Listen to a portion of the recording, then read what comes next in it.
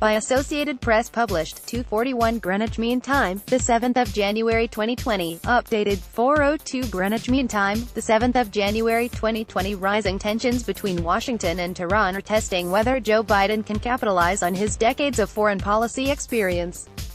As he seeks to challenge a president he derides as dangerous and erratic, Biden is expected to deliver lengthy remarks Tuesday about President Donald Trump's decision to approve an airstrike that killed Iranian Gen. Qasem Soleimani.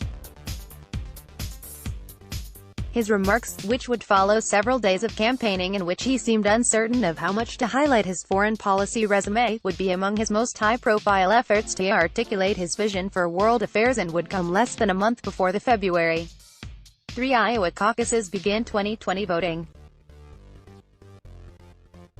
But the moment presents challenges for a two-term vice president who was elected to 6 terms in the Senate.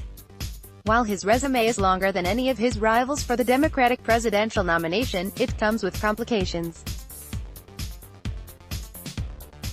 Progressives hoping to make American foreign policy less militaristic point to Biden's 2002 vote to authorize the U.S. invasion of Iraq, suggesting it muddies his recent warning that Trump could push the U.S. into another of the forever wars. Alternately, Trump and Republicans cast Biden as indecisive for week, seizing on his opposition to the 1991 U.S. military mission that drove Iraqi forces out of Kuwait and his reluctance about the raid that killed Sept. 11 mastermind Osama bin Laden in 2011, when Biden was vice president. Presidential candidate Bernie Sanders, a Vermont senator who voted against the Bush administration's Iraq War Powers request, calls it baggage. In a quote that Republicans recirculate frequently, former Obama Defense Secretary Robert Gates wrote in his memoir that Biden, though a man of integrity, has been wrong on nearly every major foreign policy and national security issue over the past 4 decades. Biden himself has sometimes been inconsistent about driving home his pitch to voters, seemingly confident that searing criticism of Trump and implicit contrasts with his less seasoned Democratic rivals are enough to earn another stint in the West Wing. Democratic presidential candidate Joe Biden leaves after eating lunch at Ross's restaurant, Monday, January 6, 2020, in Bettendorf, Iowa. AP photo, Andrew Harnack. I've met every single world leader a U.S. president must know, Biden tells voters at some stops. On a first-name basis, he'll add on occasion. On Chinese President Xi Jinping, I spent more time with him face-to-face than any other world leader. On Turkish President Recep Tayyip Erdogan, who helped persuade Trump to withdraw U.S. special forces from Syria over widespread opposition in Washington and elsewhere, I know who he is. The Biden campaign's most viral moment came last month with a video, titled "Laughed At," showing world leaders mocking Trump at a Buckingham Palace reception held during a NATO summit in London. Biden says world leaders, including former British Prime Minister Theresa May, have called him to ask about Trump. Told reporters last month that foreign policy isn't in his Democratic opponent's wheelhouse, even if they are smart as hell and can learn. Trying to demonstrate his expertise, Biden veered into explaining the chemistry and physics of SS-18 silos, referring to old Soviet intercontinental ballistic missiles. "It's just what I've done my whole life," he said. He's since touted endorsements from former Secretary of State John Kerry and members of Congress with experience in the military and intelligence community. Yet Biden doesn't always connect the dots with an explicit appeal to voters. In Iowa last weekend, Biden called the Iran crisis totally of Donald Trump's making, tracing Soleimani's killing back to Trump withdrawing from a multilateral deal in which Iran had agreed to curtail its nuclear program. The deal was working, serving America's interests and the region's interests, Biden said. Now, with Iraqis and Iranians galvanized against the U.S., Biden continued, I don't see any evidence so far that Mr.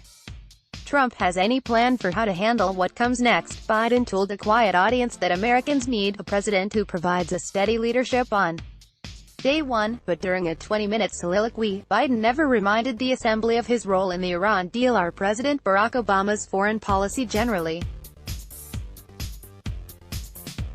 Days before, prior to the Soleimani strike, Biden didn't mention the embassy attack at all as he campaigned in Anamosa, Iowa. The former vice president laments that lack of foreign policy emphasis in a Democratic primary contest that has revolved around the party's internal ideological tussle over domestic issues including health care, a wealth tax and college tuition assistance. The international arena isn't discussed at all on the debate stage, he told reporters last month, despite what he said is a deep concern among voters. Foreign policy, commander-in-chief is a big deal to people, he said, less because of a single issue and more because of Trump generally. They just know something's not right. It's uncomfortable. Biden in July offered perhaps his most sweeping foreign policy declaration to date, with a speech touting the U.S. as the preeminent world power, but one that must lead international coalitions and focus on diplomacy.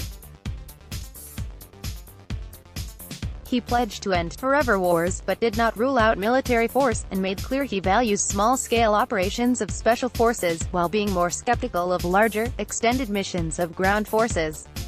As vice president, Biden was at Obama's side for every major national security decision during their 8 years in office.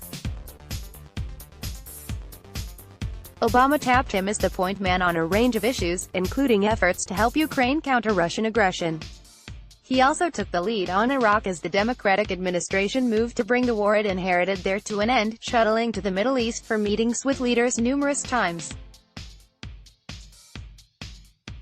But Biden wasn't always in lockstep with Obama on major issues. He was among the advisors who argued against the attack on al-Qaeda mastermind bin Laden.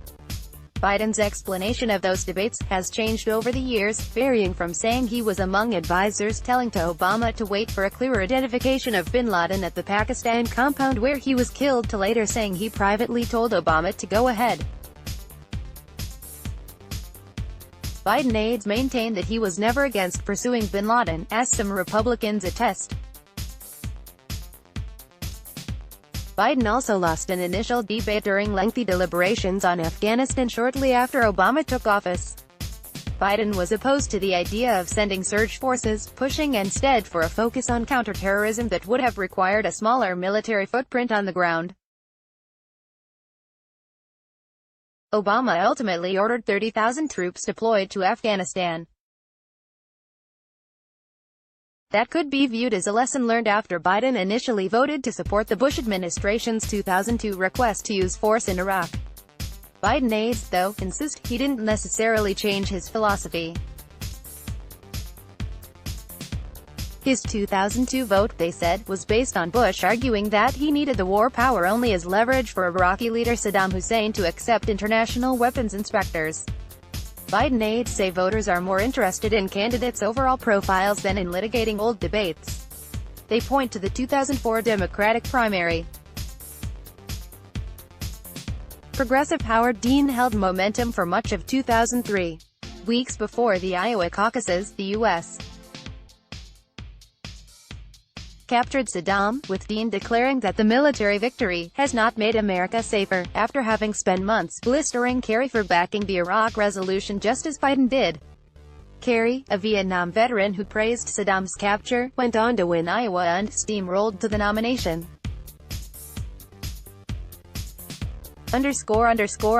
Washington Bureau Chief Julie Pace and Associated Press writer Thomas Beaumont in Des Moines, Iowa, contributed to this report.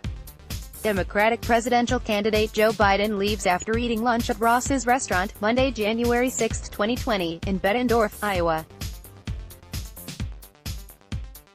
AP photo, Andrew Harnack. Democratic presidential candidate Joe Biden leaves after eating lunch at Ross's restaurant, Monday, Jan. 6, 2020, in Bettendorf, Iowa. AP photo, Andrew Harnack. Let's block ads. Why?